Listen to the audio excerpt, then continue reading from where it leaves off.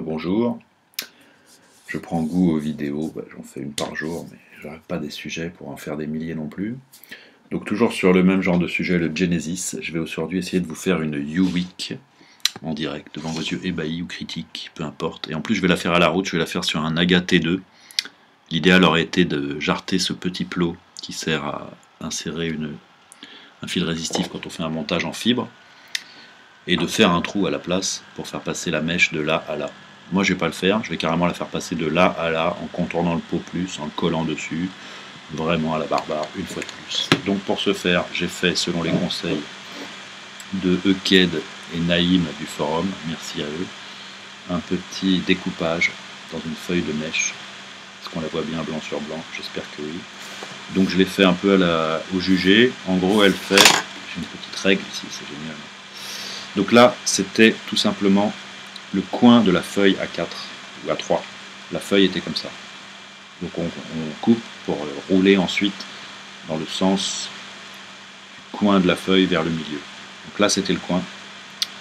Et donc là ça fait 9 cm. Ils ont dit 8. Merde. Là ça fait 6 cm. Et là ça fait 6 cm. Donc en gros de là à là, ça fait 9. Eux ils disent de faire 11 dans ce sens-là et que ça fasse 8 ici. Bon en gros ça fait cette forme-là. On va voir ce que ça donne, d'accord? Je l'ai fait déjà, ça marche très bien. Enfin, j'ai pas fait exactement les mêmes dimensions puisque je l'ai fait au jugé. Mais je pense pas que ce soit très grave. Une mèche plus ou moins grosse, plus ou moins fine. Si elle est trop grosse, on en enlèvera. Si elle est trop fine, on la loosera un peu, on la rendra un peu plus lâche. Donc je vais commencer par l'oxyder un petit peu, avec toujours ce même outil magnifique, le chalumeau camping-gaz. Je l'attrape par un coin, là, et je la passe encore au chalumeau.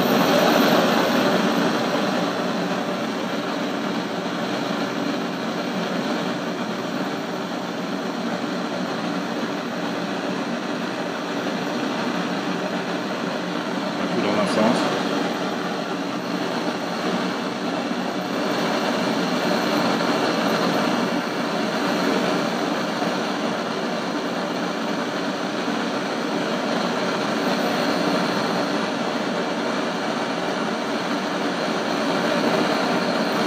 Dans l'autre, je repasse sur le point par lequel je l'ai tenu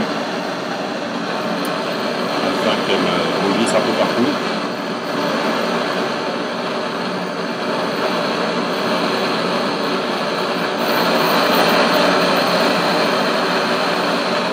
Voilà, grosso modo.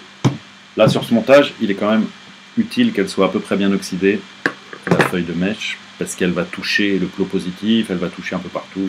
On ne voudrait pas qu'elle soit conductrice. Mais a priori, elle ne le sera pas. Donc là, on la voit mieux puisqu'elle est noire. Donc elle est comme ça. Je vais faire un petit rabat de ce côté-là, qui va être le côté qui sera la fin de ma mèche. Je suis pas très habile de mes doigts. C'est peut-être aussi ça qui m'a incité à faire les montages que désormais nous nommons barbares. Là c'est très moche, comme d'hab. Et comme d'hab ça m'est égal. Donc je vais commencer à rouler par ici. Ce qui est bien là c'est de faire un petit bend comme ça. On fait ça. Comme ça. Un petit geste. Et directement elle se met en forme dans le bon sens. Je sais pas si c'est bien d'ailleurs, mais en tout cas c'est ce que je vais faire. Je suis meilleur dans les reviews du soir. Là, c'est la fin de la matinée. Et c'est pas mon heure de prédilection. En même temps, c'est là que j'avais 5 minutes. Malheureusement, je gage que ça prendra plus que 5 minutes. Je roule. Je fais toujours de ma façon un petit peu bizarre, qui est de le faire très lâche au début et de serrer par la suite.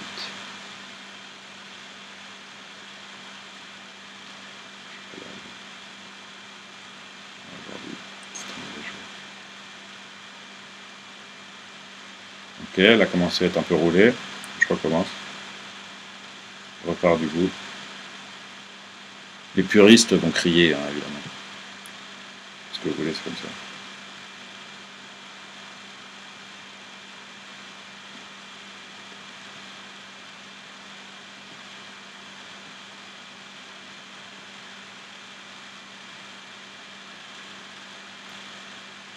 Bon, je roule. On va voir si ça marche. En fait, pour les propos de ces vidéos, je veux dire que c'est facile, j'avoue que je bâcle un peu. Parce qu'habituellement, je faisais quand même avec plus de rigueur. C'est-à-dire qu'au début, je faisais tout ça me mettait peur. Donc là, je roule un peu tout le long. Je suis pas pressé. Je suis pas pressé que mon mèche, que le truc en tout cas en question, ait une gueule photogénique, même si je suis à la téloche. Je me dis qu'à la fin, ça va être bien. J'ai confiance. Et du coup, là, vous voyez, c'est complètement mou et complètement lâche. Je vais mettre un petit coup d'oxydation dans cet état-là.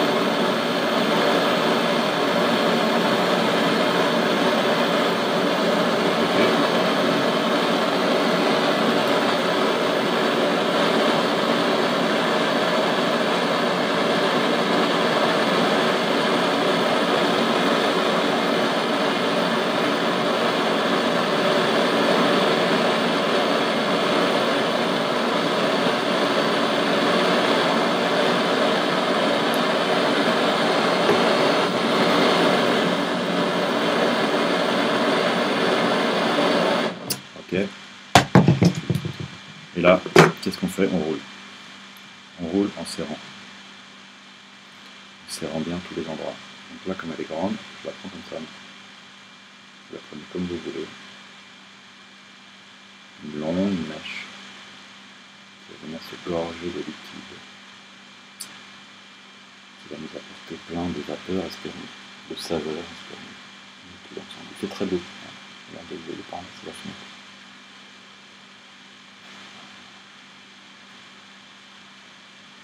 Donc là, elle commence à être toute fine. Et toute tassée. Donc je suis assez heureux. Parce que le truc avance dans le bon sens. Voilà. Elle a quasiment la dimension requise. Au niveau épaisseur. Pour rentrer dans le trou. C'est un agaté 2. Donc le trou du mèche est sensiblement plus petit que sur l'agaté 1. Et sur le guide. Je n'ai jamais mesuré. Je n'ai jamais repercé quoi que ce soit. Mais j'ai noté que c'était plus petit. Donc je vais faire un mèche assez fin. Je l'oxyde une dernière fois.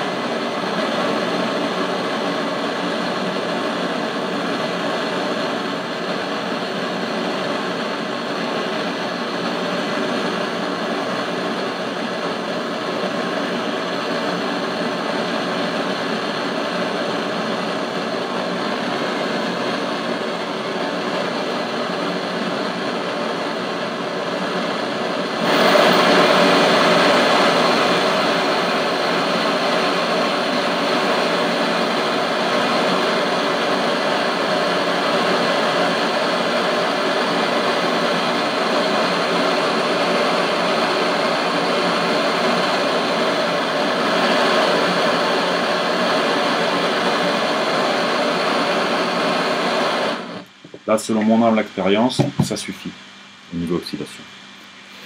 Parce que plus ce serait trop. Et moins ce serait pas assez. Et moins ça peut se faire, et plus c'est selon. Et là, on a une mèche qui va se plier de manière harmonieuse. Parce qu'elle est découpée dans le sens de l'angle de la feuille. Elle part de l'angle de la A3 ou de la A4, de l'angle de la feuille vers le centre, et donc dans les fibres se mettent dans le bon sens. Encore une fois, merci aux forumers qui ont mis au jour cette technique et qui m'ont permis de la tester.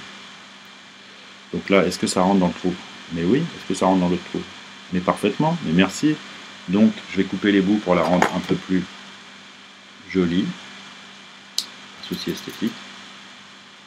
Ce bout-là. Celui-là est déjà magnifique, mais je le recoupe par acquis de conscience.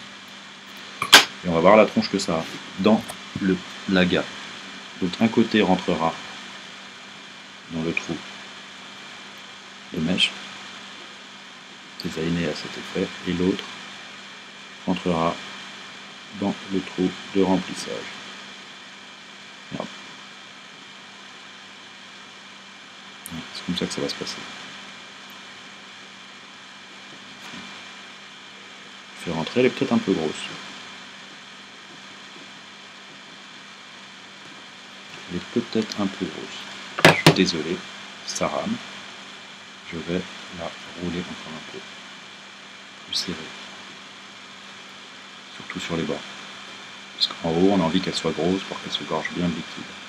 Mais les bords, on a envie qu'ils soient petits, qu'ils rentrent bien dans le trou. Et d'ailleurs, ça va être un peu long. Hein, parce qu'il y a un côté qui est moins beau que l'autre. Ce serait celui-là. On va la raccourcir un brin. Parce qu'on est des dingues. Comme ça, au jugé, on la raccourcit un brin.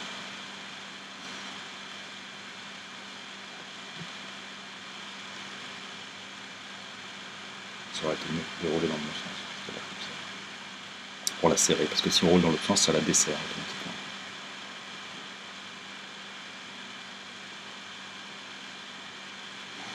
Là, je la sens pas mal. Je la sens bien de ce côté. Et je la sens bien de ce côté. Ça paraît toujours un peu moche, hein, mes travaux manuels, tant que c'est pas fini. Mais après, c'est sublime, vous allez voir. Peut-être le meilleur des cas. Oh, je m'en plus.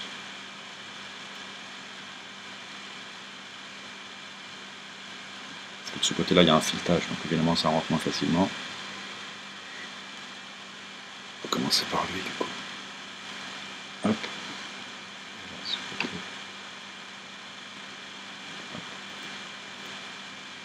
Voilà la gueule du truc à la fin. Donc elle est encore un peu grosse, un peu longue. Un peu grosse et un peu longue. Ok, merci, bonsoir. Donc voilà, mon nom est Zdong. Heureusement, c'est pas mon vrai nom, parce que sinon ce serait ridicule. Et je rame. J'ai fait ça déjà 3 fois. Enfin, je suis pas non plus un grand spécialiste de la U8. J'en ai fait 3, ça marchait magnifiquement. J'ai un peu abandonné parce que je trouve que ça, déjà que je consomme beaucoup de liquide, mais alors avec ce système, c'est carrément monstrueux. Donc j'ai un peu lâché l'affaire. Mais je ne désespère pas de vous le montrer. Voilà. On va faire comme ça. On va faire le montage d'un côté, comme on ferait sur un Genesis traditionnel. On prend un bout de cantal. On le chauffe un petit coup. Pour les raisons sus évoquées. Oh putain, on va se foutre de ma gueule, j'ai jamais un briquet qui marche. Voilà. Ok, je brûle le cantal. Un petit coup. Par acquis de conscience. Je le tords un peu là, je le passe sur le pot négatif. J'essaie de montrer en même temps. Comme ça. Je prends un tournevis. Et je serre. On voit rien, je me dois. C'est génial. Mais croyez-moi, c'est la vérité. Je suis en train de serrer une vis en fait. Voilà. Le petit bout qui dépasse, je le trime. J'essaye de le trimer. Voilà, comme ça. Et là, je vais faire mes tours comme si je faisais un montage normal. Je fais un premier tour. Un deuxième tour. Un troisième tour. le quatrième tour. Je vais venir l'insérer entre les deux vis prévues à cet effet et resserrer la bête avec mes petits ongles, ce qu'il en reste. Croyez-moi, j'ai des soucis. Dernier petit serrage avec la pince, j'attrape celui du bas et je pince, je vis celui du haut. Voilà. Donc là pour moi c'est fait. Je trim ça. Voilà. Et maintenant, c'est là que les Athéniens s'atteignent. Disait ma mère. Ce mouton se contrefou un peu plus.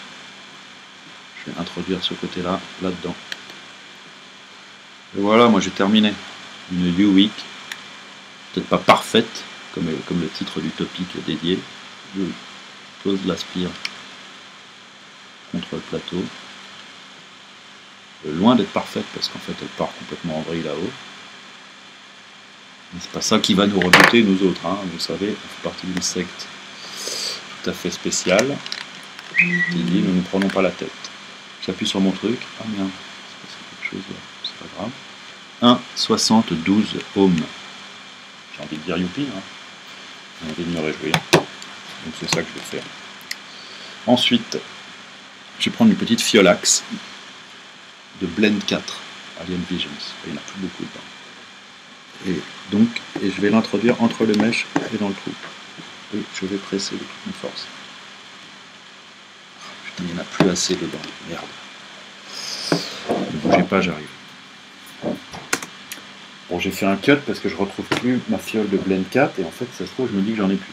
Et je suis dégoûté si j'en ai revendu à quelqu'un qui me le dise parce que du coup, j'en ai plus. Du coup, j'avais plus que ça. Du coup, j'ai pris une seringue, j'aime pas trop. Mais enfin, là, j'ai fait ça. Et je l'ai rempli de la fin de mon Blend 4. Il va vite falloir que je passe une commande chez nos amis californiens de Alien Visions. Donc j'introduis ma seringue, c'est à peu près pareil que si j'avais introduit mon flacon seringue, et je remplis allègrement ce tank. Et si c'est mon dernier ou mon avant-dernier de ce parfum que j'aime beaucoup, un genre de tabac blond assez sec et très goûtu de chez Alien Visions, Blend 4, je vous le recommande. D'ailleurs, je vais en acheter incessamment. Si on a qu'en veut, ils ont qu'à me le dire. Et voilà, je recheck un coup pour la forme, 1,77, je suis très heureux. Je vais prendre mon Vamo et je vais faire un aparté. J'ai fait moult boîtes, j'ai fabriqué des bas-boîtes comme ça, en voltage variable. J'ai fabriqué des boîtes comme ça, 5 volts régulés. J'ai fabriqué des grosses boîtes comme ça, toujours à voltage variable, ampérage variable. Ça m'a beaucoup amusé, j'avais jamais fait d'électronique avant dans ma vie. Et j'ai trouvé ça super, je me disais pourquoi acheter un mode, j'achèterai jamais de mode parce que je peux le faire moi-même, déjà c'est rigolo, c'est gros, c'est marrant, c'est pas cher. Et puis j'ai acheté un Vamo, pas cher du tout, ça coûte moins de 30 euros. Si on l'achète en Chine, sinon ça doit coûter 40 euros je pense. Et c'est très très bien, pour quelle raison? Déjà j'aime bien, c'est gros, ça brille. Et puis, que vous dire de plus? Ça a une bonne autonomie parce qu'on peut mettre une 18650 dedans. Donc ça a la même autonomie qu'une énorme boîte. Il y en a deux, mais l'autonomie ne s'additionne pas, vous le savez. C'est deux pour descendre à un voltage que je peux varier.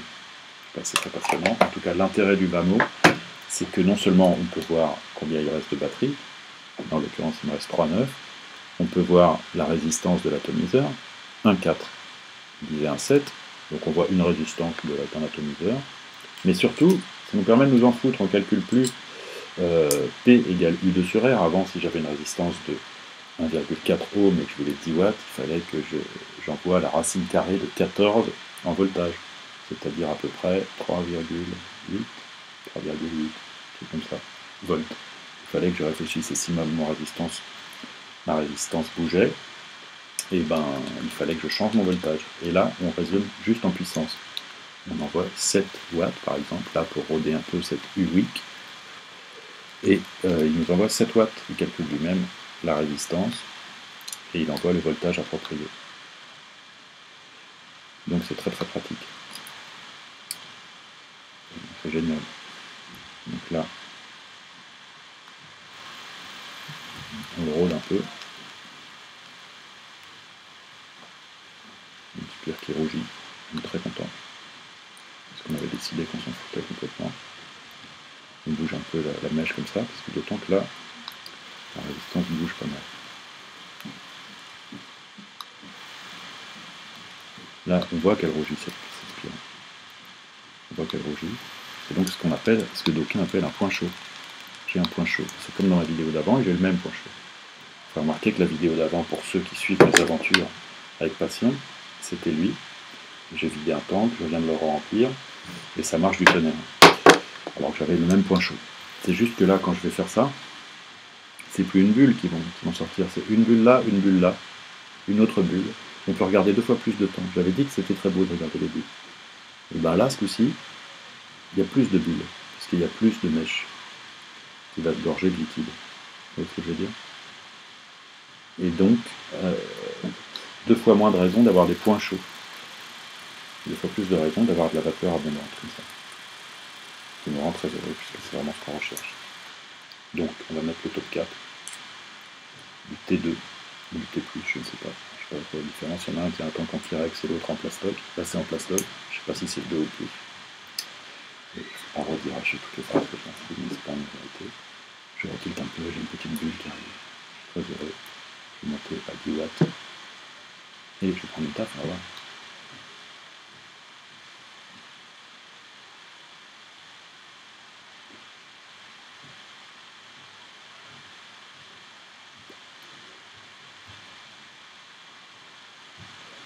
Une certaine quantité de vapeur. Ça, on ne peut pas le nier.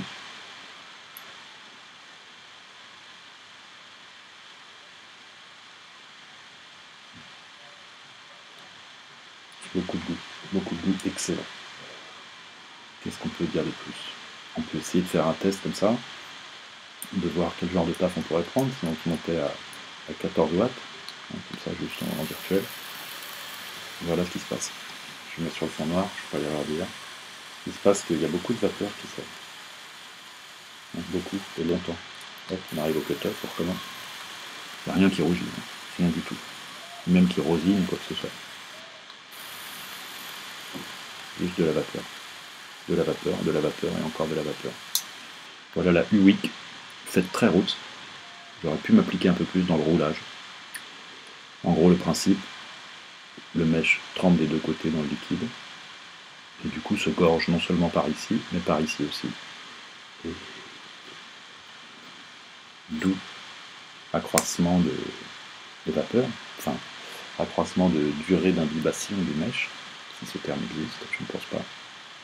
Et du coup, plaisir, non pas accru, mais plaisir en tout cas certain. Par contre, des plaisirs forts de savoir que voilà ce qui me reste de Blend 4 sur 200 ml que j'avais, et que ce tank va descendre à une vitesse grand V.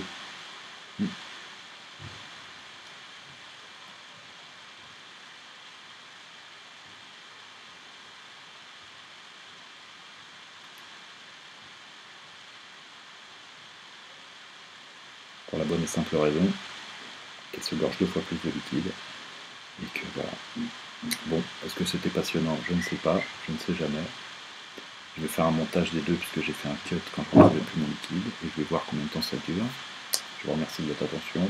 Là, j'ai plus grand chose à dire, donc au niveau review, je vois pas ce que je vais faire, à moins que vraiment je sois devenu addict, et que du coup, dans un prochain temps, je vous fasse la review du Kanger T2, la review du truc. Non, mais je pense pas. Moi, c'est plutôt Genesis.